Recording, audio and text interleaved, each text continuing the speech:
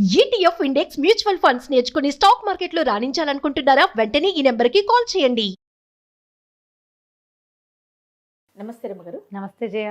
పోలి పాడ్యం ఉంది కదా రమ్మగారు, ఈ పాడ్యంకి సంబంధించి మనం ప్రతి సంవత్సరం మాట్లాడుకుంటాము. ఇంకొకసారి చెప్పుకుందామండి. కార్తీక పురాణం 30 రోజులు పూర్తి చేశాక అప్పుడప్పుడు ఏమవుతుందంటే అమావాస్య సగపడి ఉండి పాడ్యం ఆ రోజే వచ్చేసి అవాళ్లే దీపాలు గందరగోళంగా అయ్యేది. నిరుడు ముందరేడు హైరాన్ అయింది. ఈసారి అట్లా కాదు, 30 రోజులు పూర్తయ్యాక పాడ్యం వచ్చింది హాయిగా. పోలి పాడ్యం ఈ 30 రోజులు దీపారాధన చేసేసి అమావాస్య నాడు కూడా దీపారాధన చేసుకున్నాక పాడ్యమి నాడు అంటే మార్గశిర శుద్ధ పాడ్యమి రోజున జ్వాలా తోరణంలాగా, అంటే ఈ పైనండే తోరణం కాకుండా దీపమాలికల్ని నీళ్లలో వదిలిపెట్టడం. నీటిలో వదులుతారు. అమావాస్య నాడే వదిలేవాళ్ళు బోళ్ళంతమంది కనపడతారమ్మా. అమావాస్య నాడు దీపాలు వదిలేసి పోలిపాడ్యమి నాడు కూడా దీపాలు వదిలేవాళ్ళు ఇంకొంతమంది కనిపిస్తారు. మీరు అమావాస్య నాడు పాడ్యమి నాడు ఏ రోజు కుదిరితే ఆ రోజు ప్రవాహంలో వదలాలి. మన ఇంట్లోనే టబ్బు పెట్టుకుని టబ్బులో దీపాలు సూక్ష్మంలో మోక్షం అని చేస్తారు. కానీ ఏమోనమ్మా, ఏమో దానికోసం ప్రత్యేకంగా ఎక్కడైనా పరివాహక జలాలు ఉంటే అక్కడికి వెళ్ళండి. ఈ ఏడాది కలితే వచ్చే ఏడాది పై ఏడాది నాకు మళ్ళీ అనుకోండి కావేరీ స్నానం అనుకుంటా నేను. ఆ కావేరీ ససేమిరా కుదరదు, ఎప్పుడు కుదరదు నాకు.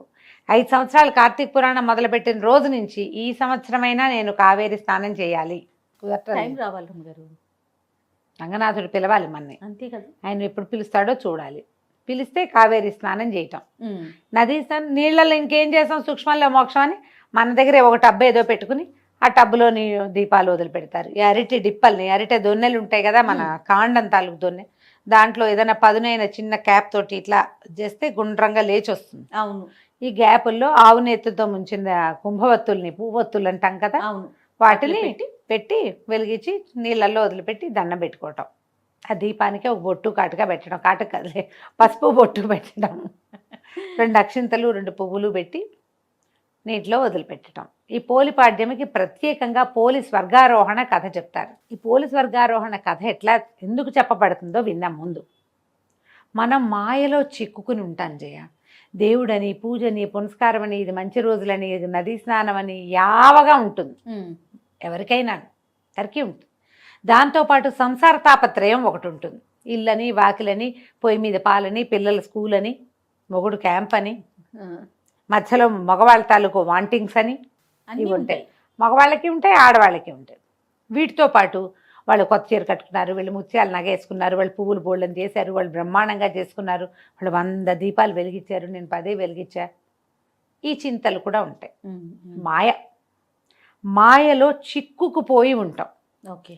ఒక్కరోజైనా ఈ కార్తీక 30 రోజుల్లో కనీసం ఆఖరి రోజైనా మాయని తొలగించుకుని భగవంతుడి పైన ఆయన మీద తదేక దృష్టితోటి భగవదారాధన మాత్రమే చేయటానికైనా ఈ రోజును వాడుకోండి అని చెప్పడానికే ఈ పాడ్యమిని కలిపారు ఇందులో.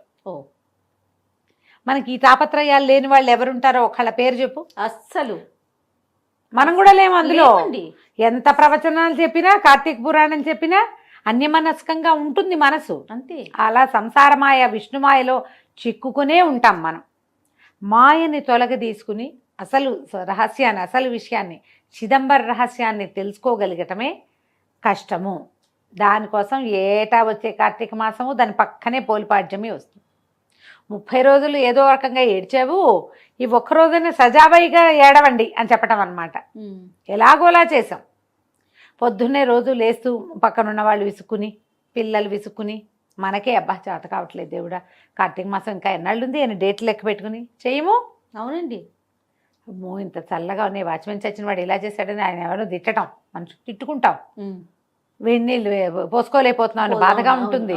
చన్నీళ్ళు పోసుకోలేకపోతాం. గుడికి వాళ్ళు ఎవరైనా ముందు వెళ్ళిపోతారేమో అనిపిస్తుంది. ఎవరో ముందొచ్చి దీపాలు పెట్టేసారు, దొంగ మహాలు నిద్రలు పోవో ఏమిటో ఇవి అని వాళ్ళెవరినో తిడతాం. అంతే. ఇవేవీ లేకుండా నిర్మల చిత్తంతో భగవంతుణ్ణి ఈ ఆఖరి దీపంతో ఆరాధించండి. కార్తీక దామోదర ప్రీత్యర్థం. పోలి కథ కూడా మాయకు సంబంధించిన కథే చెప్తారు. కృష్ణా జిల్లాలో, కృష్ణా తీరంలో, నదీ తీరం బాదర అనే ఒక గ్రామం ఉండేదట. ఈ బాదర గ్రామంలో పోతడు అనే ఒక చాకలాయన గురించి చెప్తారు. ఆయనకి మాలి అనే ఒక భార్య, 4 కుమారులు ఉన్నారు. పోతడు మంచివాడు, ఊరి వాళ్ళ బట్టలు అందరి మురికి పోగొట్టేవాడు, కానీ తన ఇంట్లో పేరుకుంటున్న మురికిని పోగొట్టలేకపోయాడు. తన భార్య మహాగయ్యాళి ఆ మాలి. ఈవిడ 4 కుమారులకి వివాహాలు చేశారు సరైన సమయంలోనే. పిల్లలు కాస్త యుక్త వయసుకు లేక పెళ్ళిళ్ళు చేస్తే మొదటి 3 కోడళ్ళు గయ్యాళి వాళ్ళే అత్తగారిలాగా ఒకళ్ళ మీద ఒకళ్ళకి చెప్పుకుంటూ ఉండటము, డివైడ్ అండ్ రూల్ చేయటము, నువ్వెంతని నేనెంతని మాట్లాడుకోవటాలు ఇవన్నీ ఉన్నాయి.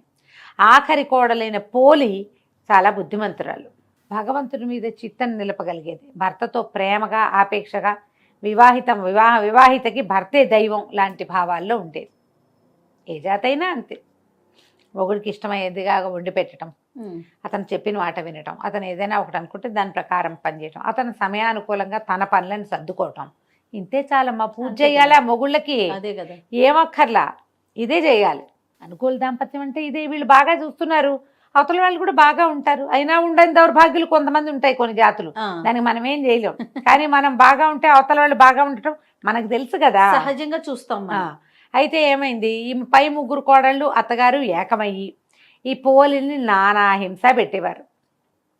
అంటే ఉందని, అనకపోతే అనలేదని, నుంచుంటే నుంచుందని, నుంచోకపోతే నుంచోలేదని, ఇట్లా ఎంతసేపు ఏదో ఒక తగాదా పెట్టేవాళ్ళు, ఎక్కిరిచ్చేవారు, హేళన చేసేవాళ్ళు. దీనికి పూజ, దీనికి భక్తి అని ఎక్కిరిచ్చేవాళ్ళు. ఆ మొగుడు రాగానే వాడితోటి బాగుండేందుకు అవకాశం ఇవ్వకుండా, మీ ఆవిడ ఏం చేస్తుందో తెలుసా, పొద్దున్నుంచి ఒకే పని చేస్తోందంటే ఏమే అని వాడు చెంపకాయ కొట్టేవాడు, కొట్టించేవాళ్ళు. అయినా అమ్మాయి భర్తతో బాగానే ఉండేది. 4 అలాంటి వాళ్ళే. తల్లి అంతే, 3 తోడుకోడళ్ళు అంతే. కొంతకాలానికి కార్తీక మాసం వచ్చింది. వీళ్ళందరూ ఏం చేసేవాళ్ళు, అత్తా కోడళ్ళు కార్తీక మాసం నదీ తీరానికి వెళ్ళి స్నానం చేసి దీపాలు పెట్టుకునేవాళ్ళు. ఆ పిల్లకి, ఆఖరి పిల్లకి అన్ని ఇంటి పనులన్నీ అప్పచెప్పేవాళ్ళు. పాలు తీయటం, పాలు కాగబెట్టడం, పొద్దున్నే దాలి వెలిగించడం, అవన్నీ పనులు కదా ఇళ్లలో. పొయ్యి మీద అన్నం పడేయటం, ఇవన్నీ చేసి. అయితే వాళ్ళు రోజు వెళ్ళేవాళ్ళు, కానీ ఇది పాలు సరిగా తీసిందో తీయలేదో, మొద్దు మొహంది, గబగబా పని చేయదు అని ఒకళ్ళు, ఆ వెన్న తీసి కాస్త ఒంటికి రాసుకుంటుందో ఏమిటో, అసలే శీతాకాలం అనేవాళ్ళు ఇంకొకళ్ళు. అన్యాయంగా మాట్లాడతారు అంతే. కొంతమంది మనుషులు అలాగే ఉంటారు.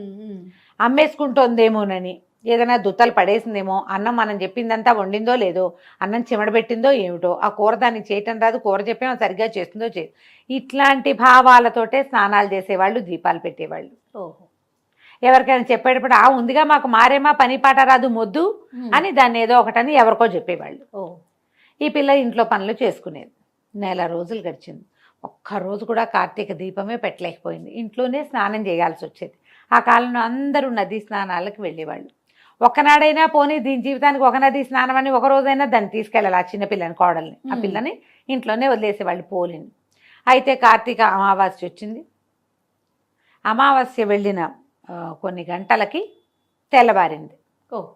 ఆ పూట పాడ్యం వచ్చేసింది. కాకపోతే వీళ్ళందరూ ఏం చేశారు, ఇంకా అమావాస్య పొద్దులున్నాయి, దీపాలు పెట్టుకోవడానికి అంతా పోయారు. ఈ పిల్ల దేవుడా రాముడా అని కళ్ళ నీళ్ళు పెట్టుకుని, అయ్యో నెలంతా వెళ్ళిపోయిందే, ఆఖరి స్నానాలకు వెళ్ళిపోయారు వీళ్ళు. కార్తీక అదే అమావాస్య రోజు పొద్దున్నే పోయారు, మధ్యాహ్నానికి అమావాస్య వెళ్ళిపోయి పాడ్యం వచ్చేస్తుంది. అందరు వెళ్ళిపోయారు ఆఖరి స్నానాలకి. ఒక్క నదీ స్నానం చేయలేదు, దేవుడికి ఒక్క దీపం పెట్టలేదు. ఏం చేయాలి అని బాధపడుతూ పిల్ల ఏం చేసింది, పొంతలో ఉన్న నీళ్లు చేసి స్నానం చేసింది. ఇంట్లోనే కృష్ణ, గోదావరి, గంగా, కావేరి అనుకుంటూ స్నానం చేసింది. అక్కడి నుంచి వెన్న చిలికి వెన్న తీసింది. వెన్న తీస్తే కవ్వ అంతా జిడ్డు, చెయ్యంతా జిడ్డు. పిల్ల అనుకుంది, ఇంత జిడ్డు ఉంది కదా, ఈ కవ్వ అనుకున్న వెన్న తీసి కాస్త దీపం పెడదామని ఈ చీర కొసలు, కొంచెం మెత్తటి చీర, ఆ నలిగి చిరుగులు పట్టింది. కొస నుంచి ఇట్లా దారాలు లాగి అంత దారం తీసి ఇట్లా మెలిపెడితే అంతంత ఒత్తులు చేసింది 2. ఆ వెన్న మీద బాగా మెదిపి జిడ్డు అంటించింది. అంటించి నీళ్ళ బాణాలు ఉంటాయి, చాకలి బాణ అంటారు, ఆ బాణలో పొయ్యి మీద పెట్టి చౌడు అవి వేసి బట్టలు ఉడికిస్తారు. కమ్ము బిడవటం అంటారు దాన్ని ఊళ్ళల్లో. బట్టలు కమ్ము బిడవటం అంటే చౌడేసి ఉడకబెడతారు. చౌడు అంటే ఏంటంటే అదొక రకమైన సున్నం, చవిటి సున్నం అంటారు, బ్లీచింగ్ పౌడర్ అలాంటిది చౌడు అంటారు. చాకళ్ళకి బాగా తెలుస్తుంది ఆ పేరు. మా ఊళ్ళో కూడా చేసేవాళ్ళు. కమ్ము పిడిచి తేవటం, పంచెలు అవి కమ్ము పిడిచేవాళ్ళు. పంచెల్ని బాగా వేసి ఉడికిస్తే గాళ్ళల్లో ఉన్న మురికంతపై తెల్లగా వచ్చేవి బట్టలు, కర్రకర్రలాడుతూ ఉంటాయన్నమాట, చక్కగా పెళ్ళపెళ్ళాడుతూ బట్టలు. ఆ బాన్లో ఆ దీపం వదిలిపెట్టి దండం పెట్టుకుంటుంటే విష్ణుమూర్తి ఆయనట కార్తీక దామోదరుడు కదా, వైకుంఠంలో నిలబడి చూస్తుంటే ఒక బాణలో కదులుతున్న దీపం ఆయన్ని ఆకర్షించింది. అది చూస్తే ఆ పిల్ల భక్తిగా బాణ దగ్గర కూర్చుని మోకాడి తండా వేసి, కార్తీక దామోదర రక్షించు తండ్రి, స్నానం చేయలేకపోయాను, ఈ పూజని నీకు సమర్పిస్తున్నాను అని దండం పెట్టుకుంటాను. ఆయనకి ఎంత నచ్చిందంటే, ఇది కదా భక్తి అని సుశీలుడు పుణ్యశీలుడు అని ఈయన దగ్గర ఈ వీళ్ళున్నారు పార్షదులు, సుశీలుని పిలిచి భూలోకంలోకి వెళ్ళి ఆ దీపం విడిచిన పోలిని తీసుకురా అని చెప్పాడు. అక్కడి నుంచి దివ్య విమానం వచ్చేసింది. రావటం, ఈ అమ్మాయి పోలిని రెక్కబట్టి లేవదీసి విమానంలో కూర్చోబెట్టుకున్నారు. విమానం వెళ్తుంది. ఈ కార్తీక మాసం అంతా స్నానాలు చేశారు. నదీ తీరాలు ఉన్నారు. నదీ తీరాలకు వెళ్ళే వాళ్ళందరూ భక్తులు కాదమ్మా. అంతే కదా రమ్మగారు. కార్తీక స్నానం సరదాగా చేసే వాళ్ళు ఉంటారు. ఫ్రెండ్స్ అందరూ వెళ్తున్నారని వెళ్ళేవాళ్ళు. అక్కడ ఏం వింతలు దొరుకుతాయో చూద్దాం అనుకునేవాళ్ళు. చాలామంది ఆడవాళ్ళు వస్తారు, కలర్ఫుల్గా ఉంటుందని చూసే మొహాలు కూడా వెళ్తాయి కొన్ని. అవును. ఆ ఉన్న జనమంతా చూస్తున్నారు పైకి. విమానం వెళ్తుంది, దివ్య విమానం. ఆ లోపల కూర్చున్న పాచీర కట్టుకుని ఉన్న పోలిని అప్సరోగణం సేవిస్తున్నారు, వింజామరలు విసురుతున్నారు. అందరే పోలి పోలి పోతాడు కోడలు, ఆఖరి పిల్ల పోలి స్వర్గారోహణ వెళ్ళిపోతుంది, దాని విమానం ఎక్కుతుందంటే కోడళ్ళు ఆశ్చర్యపోయారు. అయ్యి బాబా ఇదేంటి ఇది వెళ్ళిపోతుందని పరిగెత్తుకుంటూ వెళ్ళి అత్తగారు వెళ్ళి పోలి కాళ్ళు పట్టుకుంటారు. ఆ పోలి కాళ్ళు వేళ్లాడేసుకుని కూర్చుందిట విమానంలో ఓ బయటకి కాళ్ళు పట్టుకుంది. అత్తగారి కాళ్ళు పెద్ద కోడలు, పెద్ద కోడలి కాళ్ళని రెండో కోడలు, రెండో కోడలి కాళ్ళని మూడో కోడలు పుచ్చుకుని వేళ్లాడుతూ వెళ్ళారు. అక్కడ కూడా వదల పైకి వెళ్ళేసరికల్లా ఆ సుశీలుడు అన్నట్ట, మీరెవరు, మీకు మాతో పాటు వచ్చే అర్హత లేదు, పొండి పొండి వదిలేయండి చేతులు అన్నట్టు. అనేసరికి అత్తగారు అందట, ఇది నా కోడలు, నా చిన్న కోడలు, నా చిన్న కోడలికి నీతో పాటు విమానం ఎక్కే అర్హత వస్తే మాకు రాదా, మమ్మల్ని కూడా తీసుకెళ్ళు అన్నదిట. అనేసరికి సుశీలుడు అన్నట్ట, నదీ స్నానం చేస్తూ కూడా కోడల్ని శాపనార్థాలు పెట్టావు కదా నువ్వు, దీపం పెడుతూ ఒక మంచి ముక్కాడేవా, దీపాలు పెడుతూ ఇతరులతో మాట్లాడారు, కుండాలు చెప్పారు, నేరారోపణ చేశారు, ఇతరుల తప్పులని ఎవరికైనా చెప్పేవాళ్ళు, తప్పులని క్షమించలేని వాళ్ళు, దీపారాధన చేస్తూ మాట్లాడేవాళ్ళు, నదీ స్నానం చేస్తూ కొండేలు చెప్పే వాళ్ళకి స్వర్గార్హత లేదు అని చెప్పి లోపల ఒక కత్తి తీసి ఆ చేతుల మీద కొట్టేసేట, ఆ మాలి చేతి మీద కొట్టేశారు. వాళ్ళకే ఉమ్మని అడుచు అత్తగారు కాళ్ళు వదిలేసింది కోడలివి, మొత్తం అందరూ పడిపోయారు ఢమామని కిందకి. గుంపంతా కింద పడిపోయింది.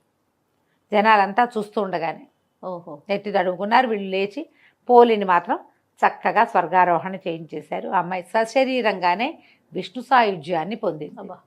ఈ కథను చెప్పుకుని నీళ్ళలో దీపాలు విడిచిపెట్టండి. దీనికి ముందు ఏం పూజ చేయాలి అందరూ అడుగుతారు.